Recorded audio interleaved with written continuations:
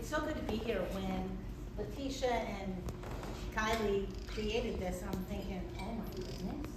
And Jasmine, wellness, we need to be here because I just want to take a little interactive little thing right now. If everybody would stand up. Now, any of you who have been touched by somebody who's been succumbed to heart disease?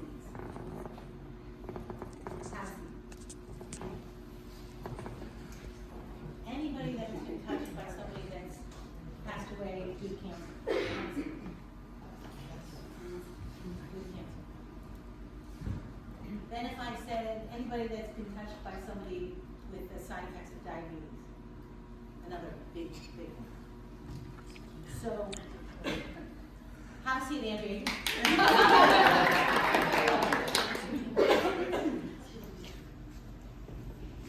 5 out of 6 Americans will die due to heart disease or cancer. Isn't enough? We judge our health and our lives by how we feel. Would you agree? Mm-hmm. And oftentimes we say, well, we feel good, we're good. And you know somebody, I know somebody, you might know 10 people. They feel healthy, and then all of a sudden they get a stage 3 cancer diagnosis, yes? Or they feel healthy and, oh, they just had a heart attack. And oh, they have a whole different frame of life right now. And I think as women, we're kind of the people that take care of who? Just yourself? Or we take care of the kids, right? We take care of our parents, we take care of the neighbor, we take care of our colleagues. And do you agree that sometimes the fumes in the car to make it to the gas station are what we take care of with ourselves? Somebody was at our meeting the other day and she's going through some significant health challenges. And she's a tough lady. And I got to connect with her and I said, well, give yourself permission to take care of yourself. Because I feel like as we women, like, we don't do that. And unless our back is up against the wall and something happened, we really just do the minimum, right? So health and healing really come from within. And yet, we've been brought up in a society that really teaches outside in health. I don't think we live in a healthcare society. I feel like we live in a sick care society. Why? We spend more money on healthcare than any other country in the world. You can have a healthier baby in 28 other countries. If I said plop, plop, fizz, fizz, you would say? If I asked you to ask for the purple pill next time you go to the doctor, what would you ask for? If I asked you to ask for the blue pill next time you go to the doctor? Don't look at me. The gentleman? No. Not me. Viagra, right? 20 years ago, 30 years ago, that was off the table. You wouldn't talk about that stuff. And yet, that's where we are. So, I want to teach you a little bit of breath work because I find stress leads to dysfunction. And when we're stressed out, we get sick. And much of our health could be improved if we actually took better care of ourselves, if we de-stressed. And so right now, if everybody would, just sit up tall, please. And I want you to close your eyes and take a deep breath in.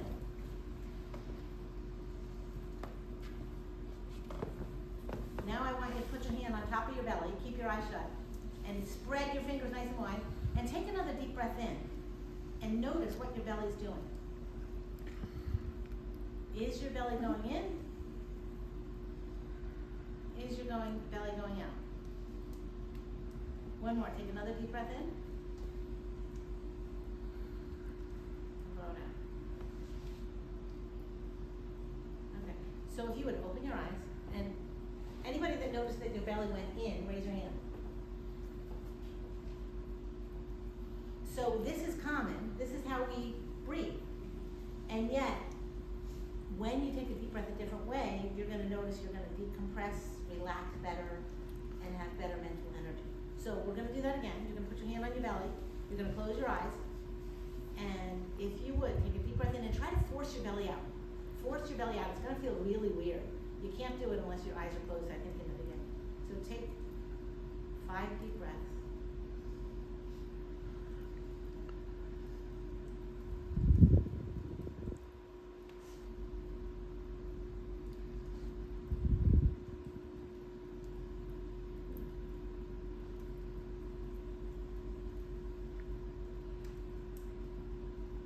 Just take a couple more.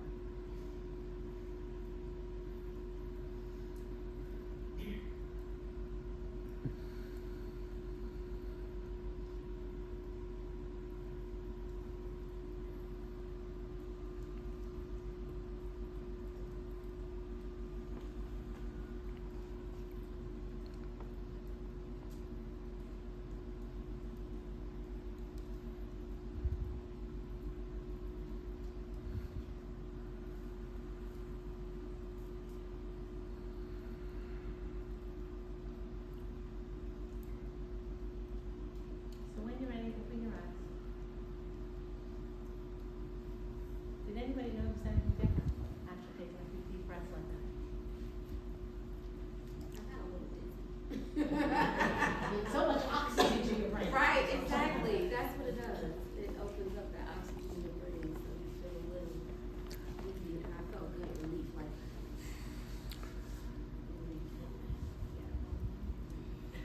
Anybody else notice anything? I felt more relaxed. Yeah. That's exactly what happens. You drop the cortisol, you get more mindful. How many of us have stress? So this is something that you can have in your back pocket. Lots of people have Paxil, Prozac. Imagine if we taught our kids, if we taught our parents how to take deep breaths through their day when they run into a stressful situation. They could go to the bathroom and take a couple deep breaths.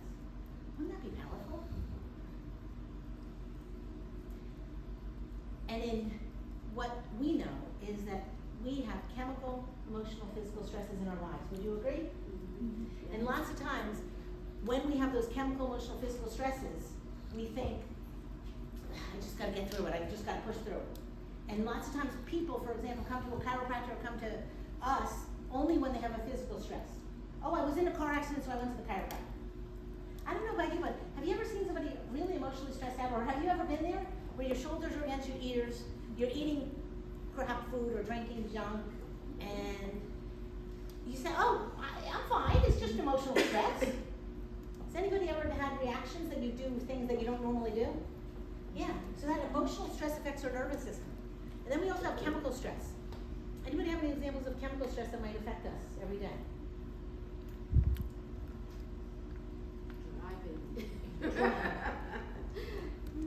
Driving. Driving. Yeah. What else is a chemical stress? Rubbish in the food. Say that again? The rubbish in the food. The rubbish in the food, thank you. Foreigners are better than, they don't have as much rubbish in our food, in their food. What else is a chemical stress?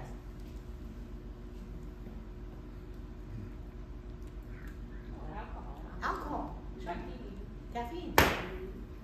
My parents are in Florida. Power went. The power's been out 2 weeks.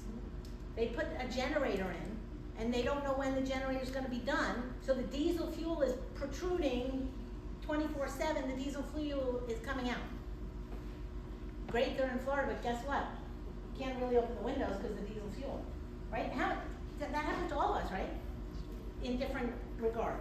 So chemical, emotional, physical stresses affect our nerve system. Normally, our nerves fire quickly.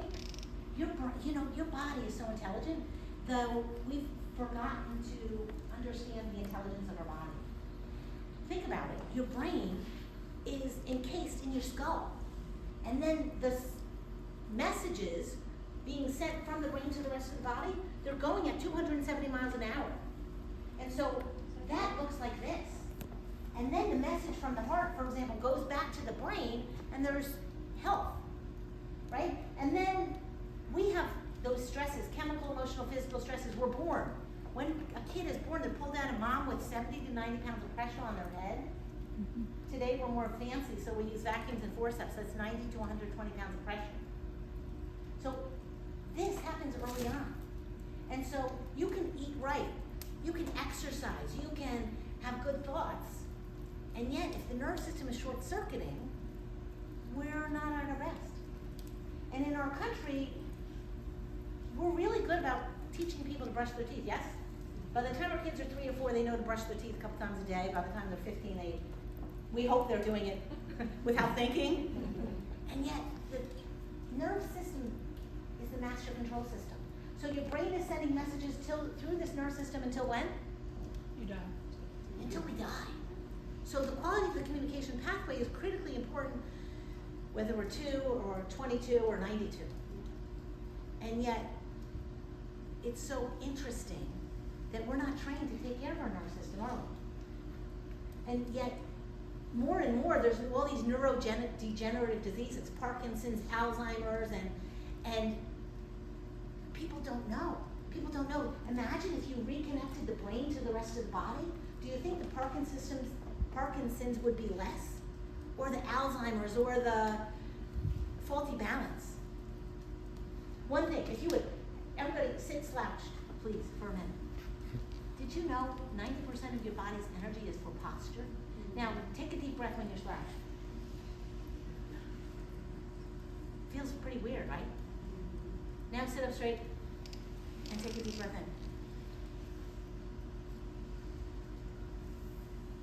in. Feels different, yes? And so, I have a confession. When I go to church, I often watch people go up to communion and their posture, or at Rotary, or somewhere else. And what I notice is that we're in trouble, because when we lose our posture, it affects our balance, it affects our mental clarity, it affects our digestion. And so when somebody's 80 and they're already like this, it's kind of late. It's better than nothing, right? So why do we have to wait though? So right now, quick exercise, because lots of us are sitting at the computer all day, yes? Doesn't promote motion. Motion is lotion. You want to be moving all the time. So right now, if you would, sit up tall. If you would turn your head to the left, and just notice how far your head can go. And then bring your head back to the middle. And take your left hand, and turn your head again to the left, pushing your left hand into your head, and push against resistance for 5. Just push against resistance. And relax. And then turn your head again to the left. Do you notice anything? It moved easier. All right, so we got to even things up, so let's do the same thing to the right. So turn your head to the right. Notice how far you can go. And then bring your head back to the middle and push against resistance.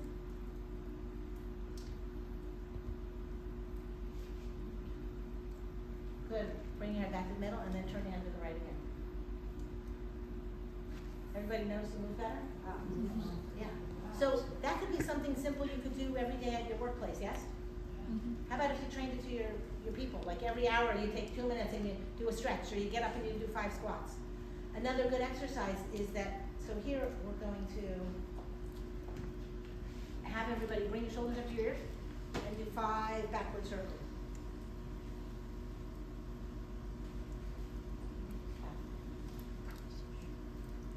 And then once you do 5 backward circles, do 5 forward circles.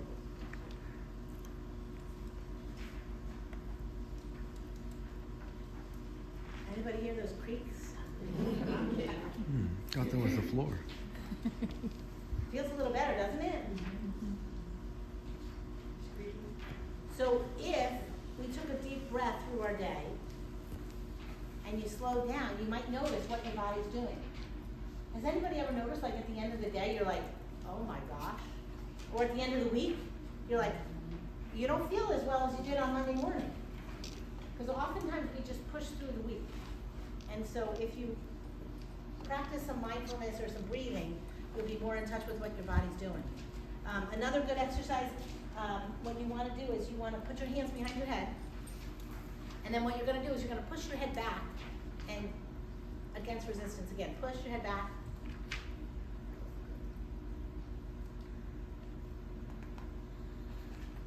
And you can also, while you're doing this, you can squeeze your shoulder blades together.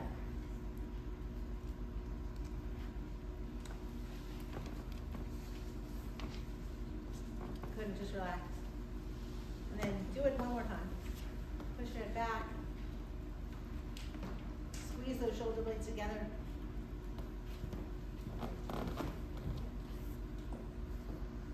Good, and just relax.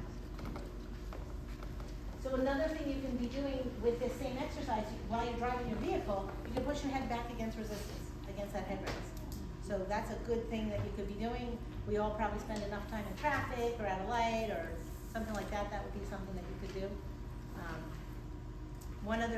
How many people have neck pain sometimes? How many people have back pain sometimes?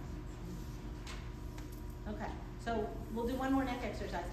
You can put your arms up like this, and what you want to do is you want to squeeze your shoulder blades together while keeping your shoulders down, and then bring your arms up and down. So you really want to think about, if you were against a wall, you would do this, trying to keep your shoulders against the wall. You know, but we're not perfectionists in this place, right? So I have some people come into me and they say, I can't get my shoulders totally against the wall, so I chose not to do it at all. Oh, that's a good excuse, but that doesn't get us very far. So just squeeze your shoulder blades together while you're bringing your arms up and down. And again, that's going to strengthen those muscles to keep your head back over your shoulders. For people that have back pain, yes, 80% of Americans will have back pain in their life, so it is the #1 thing for disability. So you want to stretch your hamstrings. Why do we stretch the hamstrings? Because the hamstrings are connected to the low back. Most people have lots of degeneration already in the low back. If you don't stretch your hamstrings and you take a step, every step you take, you're strengthening. So you got to stretch just as much. So interestingly enough, I find that even though we've shown people time and time again that you don't get it, and that bugs the heck out of me, because I'm like, oh, I just showed you 10 times over the last 3 months. But they still don't know how to do it. So why don't we just, everybody stand up right now and just watch once, and then you can do it. What you want to do is, to stretch your hamstrings, you want to put one leg in front of the other, put your toe up. You want to pretend you're not on a balance beam, you're on a railroad track. And you want to stick your tush out, keep your head up, and if you have something in front of you, put all the weight in the straight leg. There should be no weight on the other leg, and you stick your head out like you're arching your back. Cameron, yeah, stick your head up. Yeah, so all the weight should be in the straight leg, and you should feel the back of your leg really stretching. I don't really want any weight in the bent leg. You see what I'm saying? You feel it? And if you would play with it, put your weight on your heel. The bent leg, and see how that feels. And you'll feel how you don't really do much. And if you put all the weight in the straight leg, you really feel it a lot better. Yes? Yeah. So then do the other leg. So the thing that bugs me is when I see people doing this, they put all the weight in the bent leg. And they also might bend over like this. Stick your tush out like you're showing something off. And keep your head up. If you keep your head up, that makes a big difference as well. You feel it? Yeah. And pat, yeah, one track goes tighter. The other, so have a seat. So that, I recommend people stretch their hamstrings 10 seconds, 10 times a day. You want to keep your head square. So sometimes people are doing this, and just try to keep like your center. So you want to keep all the way to this leg, and like for example, if you wanted to do this and keep your head up, stick your butt out. Well, a lot of people do this. Yeah. Put your weight on your heel. You don't feel it. Push down on your heel. Yes. All right, #2 exercise, somebody with back pain. You can do this while you're sitting in a rotary leaning, or so put one leg to the other, and you're going to lean into it. And while you're doing this, again, keep your head up, kind of stick your tush out, and then once you get that down, you can lean further into it. You can put your head up. You can pull your thigh closer to your chest. You can pull your thigh over a little bit more.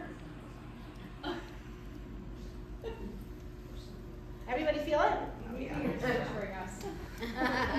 All right, other leg. You got to be balanced. All right, so lean into that. Keep your head up. If you can't get your legs crossed, that's okay. You can just do the best you can, even to cross at the ankle. And again, don't put your head down. Keep your head up and stick your tush out like you're. So you could do the sitting, you could do it standing, you could do it laying down. I don't like, laying down is okay, but do it through the day. You know, you can't stop in the middle of the day and get down on the floor in your workspace, generally. Some people can.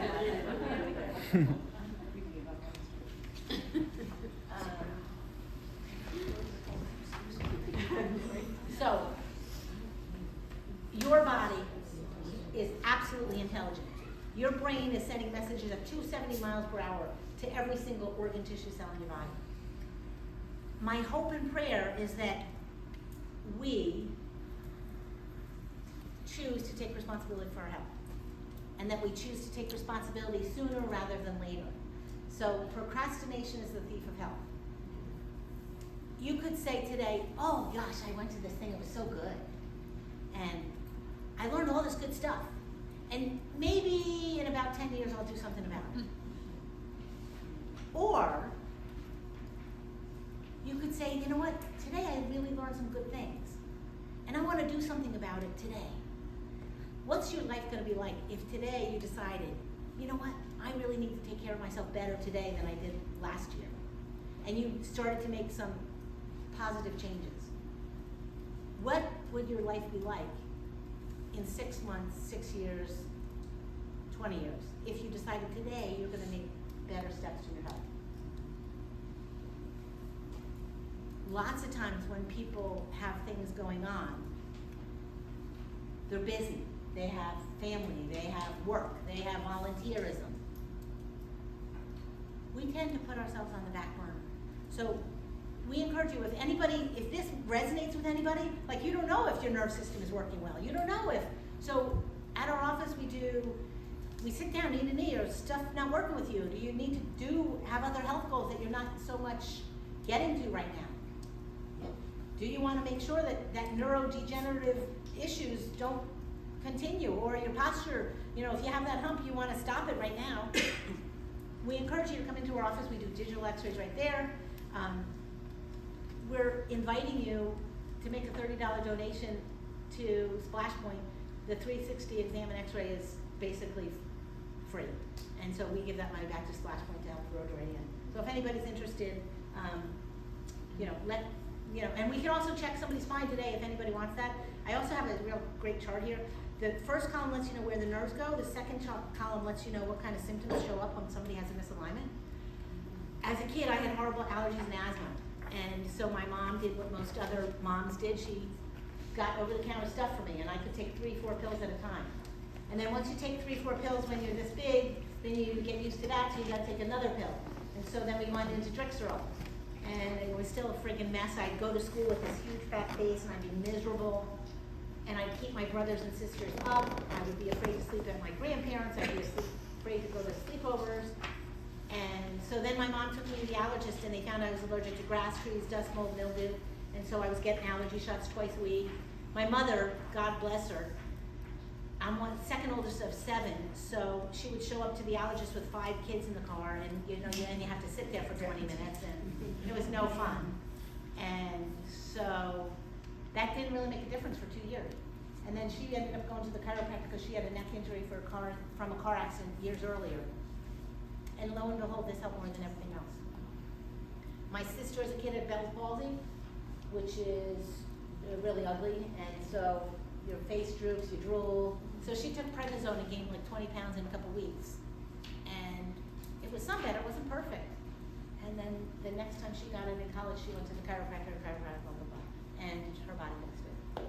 So I get to see those miracles every day, and it's so fun. If we can get more people up, there's a place for medicine, yes? And yet, how about conservative, and then medication, and then surgery? I feel like our country spends so much money on surgery and medications, and we forget this inborn intelligence that God gave us. So